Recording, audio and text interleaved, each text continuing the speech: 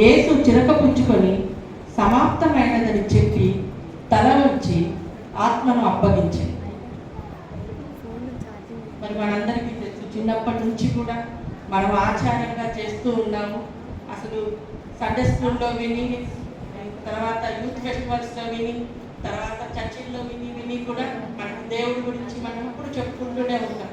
మరి శుభ శుక్రవారం మనం ఒక ఆచారంగా కాకుండా దేవుడు నిజంగా మన పట్ల ఆయన చేసిన ఆ క్రియలన్నింటినీ జ్ఞాపకం చేసుకొని ఆయనకి కృతజ్ఞతాస్తుతులు చెప్పాలి.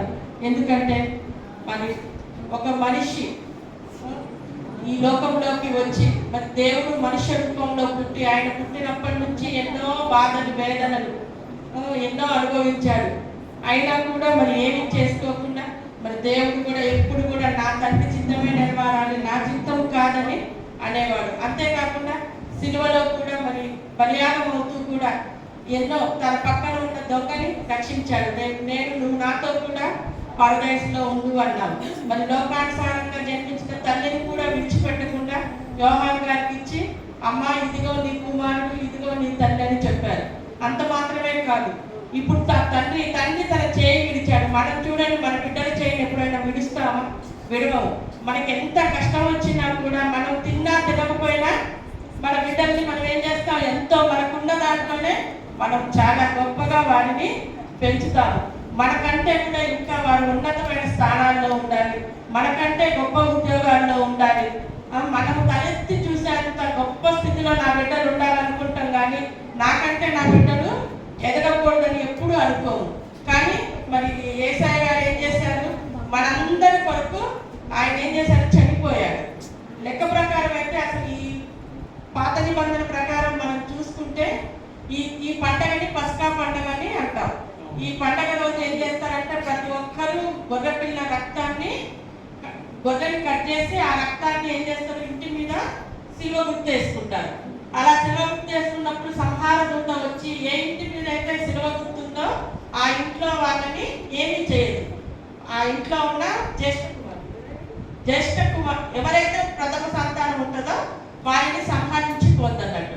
అయితే ఆ సంహార దూతని తప్పించుకోవటానికి మన యేసయ్య మన కోసం ఏం చేశాడు, ఆ శిలువ మీద బలియాగమయ్యాడు. లెక్క ప్రకారం కూడా పాత ఏమంటారు, ఆ బైబిల్స్ ఉంటాయి కదా, మన చరిత్ర బైబిల్స్ లో. అయితే ఈ రోజుని ఏం చేస్తుందంటే, ఆ సంవత్సరము దేవుడు ఏ గొర్రె పిల్లని కూడా వధించలేదు. ఎందుకంటే అక్కడ ఉన్న ప్రజలందరూ కూడా ఏం చేసిండ్రు, బరబ్బాను విడుదల చేయండి, యేసుని సిలువ వేయండి. అంటే ఇక మాకు ఈ దోషము మా మీదకి వస్తుంది, మా బిడ్డల మీదకి వస్తుంది అన్న ధ్యాస ఏమీ లేదు. వాళ్ళకి ఎంతసేపు ఎందుకు దేవుడు మాకంటే ఎక్కువ అయిపోతుందని ఆ పరిసయ్యులు వాళ్ళందరూ ఏం చేసిండ్రు, యేసు ప్రభుని సిలువేయాలని ఉన్నాడు. అంతేకాకుండా యేసు ప్రభు కూడా చూడండి, ఒక మనుషుడు ఆ యేసు ప్రభుకి ఆ 33 సంవత్సరాలు ఉన్నప్పుడు ఆయన బరువు అంటే ఆయన వెయిట్, బాడీ వెయిట్ 85 కేజీలు అంట. ఆ 85 కేజీల వ్యక్తికి మరి చరిత్రలో చూసుకున్నట్టయితే సిలువ బరువు 150 కేజీలు. 150 కేజీల సిలువని 85 కేజీల బరువున్న వ్యక్తి ఎప్పుడు ఉదయం 9 గంటల నుంచి ఆ నగర వీధుల్లో అంతా తిరుగుతూ తీసుకొని వచ్చి మళ్ళీ అంతేకాకుండా సిలువకు వేలాడ చేసినప్పుడు భూమికి ఆకాశానికి మధ్యగా వేలాడ చేసింది. మాకు చిన్నప్పుడు సండే స్కూల్లో చెప్పేవాళ్ళండి, అసలు మామూలుగా మనం 2 చేతులకి 2 మేకులు వేసినప్పుడు 2 కాళ్ళకి 2 మేకులు వేయాలి కదా.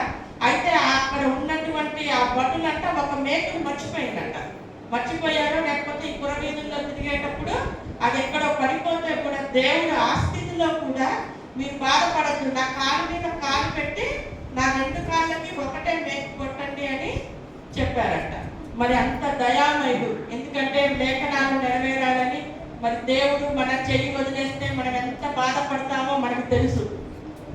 అందుకనే దావీదు అంటాడు కదండి, దావీదు, దేవా నా చేయి విడిచిపెట్టొద్దు, నన్ను వదిలిపెట్టొద్దు, నా కంఠస్వరము ఉదయాన్నే నీకు వినపడాలి అని దేవుడు ఎంతో దావీదుకి ఇష్టమైన వాడిగా, దేవుడికి ఇష్టమైన వాడిగా దావీదు ఉన్నాడు.